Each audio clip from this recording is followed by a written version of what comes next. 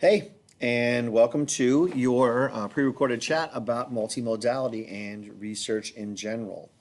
Right now, what we're going to do is we're just going to kind of introduce the concept of research and what multimodality is. If we move forward in the slideshow, the idea is that I want you guys to begin thinking about yourselves as communicators. How are you dealing with that concept of portrait of a graduate? The skills focus tonight is going to be for you guys to understand exactly what research is and how it may be slightly different when you're looking something up about, Kanye West or cars, and as opposed to when you're looking up something about, say, organ donation or autonomous vehicles. And then multimodality, which is really just a fancy education word for using the different ways in which you learn and think and express yourself. So we're going to talk about the end products, the concept of multimodality, databases, and the access that you have through Fairfax County Public Schools and the resources we've provided for you in general. So at the very end, we'll talk about what's due next week and clarify the homework after Thanksgiving. So moving on, Portrait of a Graduate deals that you're dealing with not only effective reading skills, but listening strategies. And also that you're speaking in a purposeful manner. So a lot of times in an online class, you don't get the chance to communicate or to actually speak. Whether you choose to record a video like I'm doing now, or you want to present during chat, you will eventually present to your fellow classmates the Google site that you're going to create for this multimodality project. Obviously, writing is involved with the research project, and so you're also going to be working, obviously, with that idea. We're on the internet all the time now, so I want to make sure that we're using the Google Suites for Education, or Google Suite for Education that Fairfax County employs to allow you to see exactly how to make a website, a Google site. So the end products are going to be two pieces. You're going to write a research paper, and you're going to present some sort of multimodal project, which again is just something that connects visual with the written word. You're going to do that through a Google site. And up here in the right-hand corner, you're going to see what is called the guided inquiry design, which is, again, just a fancy phrase for how you are looping, how you're always looking at information, evaluating it, gathering more information, reading it, evaluating it, gathering more information, et cetera, et cetera. So it's kind of strange that it's in this nonlinear fashion, but that's because there's never really, step 1 to 2 to 3 to 4 to 5. Sometimes it's step 1 to 2 to 5 back to 2, and I'll talk about that a little later. So one of the things that we want to make sure you guys are doing is that we're not only addressing the standards of learning, but we're learning how to use these multimodal tools. The 2017 Virginia Standards of Learning deal that we want to try to make sure that you guys have interactive presentations. You're both working collaboratively and individually, that you're offering different perspectives. And so we're going to talk about arguments and counterclaims, and that you're also listening actively, and that's something that's going to be a part of your grade for chat. When you're listening to your peers, what are you actually hearing them talk about, and what, thought-provoking ideas have they presented to you that you may not have thought about before? Eventually, you guys will all critique each other by offering a practice presentation. During chat one night, you guys are going to present to each other. So what's a multimodal presentation? What's its purpose? What are the 3 rhetorical devices or modes of persuasion that you may use in your research? And what 2 do you think you guys are going to employ? Multimodality is really just the idea that you are using different modes of expression. So sometimes you read texts, sometimes you read, if you think of it figuratively, video. When you watch a movie or an ad, a commercial, whatever that may be, you are reading something. So that kind of connects to this idea of viewing something at the same time. You're always writing in English class. Speaking is not necessarily something that we deal with in a more formal fashion, save for the participation in class. And oftentimes you guys are, connecting what you're saying, so you're listening to one another in class. And these are pretty obvious ideas, right? For all intents and purposes, you're dealing with the 5 senses in multimodality. So it's a cheesy video. It's meant for teachers, but I want you to watch what this video actually explains about what multimodality is.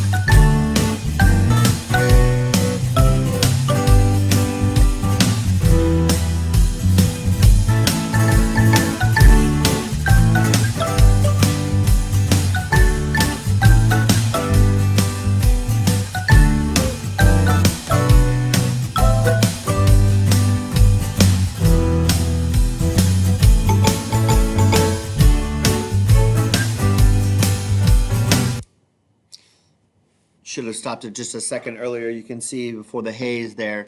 Ideally, what you're going to do then is you're going to think of images that can connect to the topics that you're going to research. So you may show an image, let's go with the idea of autonomous cars, images of, or videos of research projects where people are, MIT deals with how a car has to constantly look at the cars to its left and its right, etc. And you're going to connect that visual for your research topic with a word. So you're not just posting pictures. Many times you guys have presented in class and people just have way too much text on a PowerPoint or a Google slide. And they don't really explain what's going on. We're visual thinkers, where they read from the actual text itself and it gets really boring. The idea is that you're balancing pictures and words in a multimodal presentation, or video and images.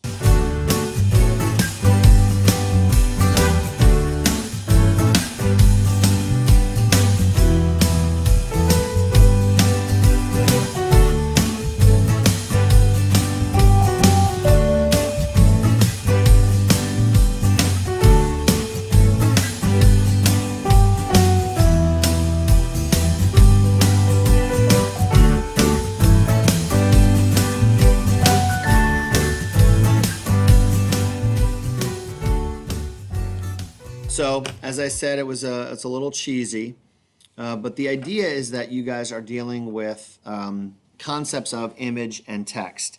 An easy way for you to think about this is Snapchat or Instagram, where there are words at the bottom of the screen or maybe even pasted on top of the image itself. And whether you're putting dog ears or using a filter, that image is supposed to represent some sort of concept or idea that you're trying to express. That's an easy way to think of multimodality and the literacy therein. So I'm going to have you guys go ahead and spend 8 minutes clicking through one or maybe two of these sites so you can evaluate the layout, the visual, the connection between the visual and the content. And so I know that you guys don't necessarily have access to this right away. If you go on your Google Classroom, you're going to find these links and you can click on racism in sports, immigration, or children of war. Again, I'm going to have you guys spend 8 minutes just taking a look at one of these sites and trying to look at how the students may or may not have done as well as they would have liked, or how you might evaluate their effectiveness in connecting image to text. When you're done, another one of the access points you're going to have is to fill out a document, and that document is just going to be where you look at what a multimodal presentation is.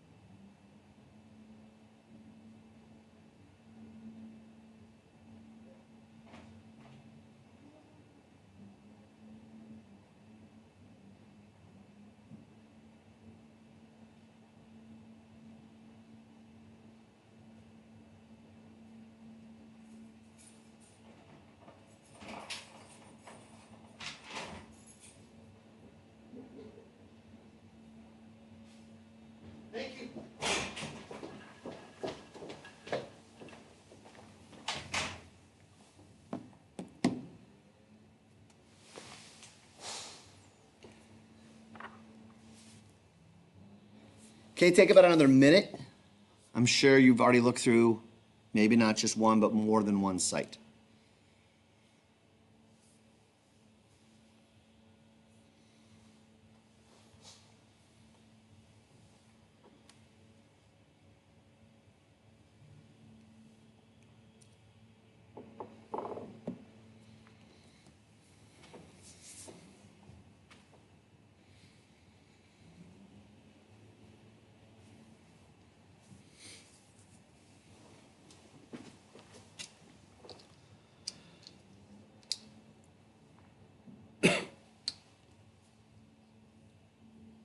Okay, about 30 more seconds.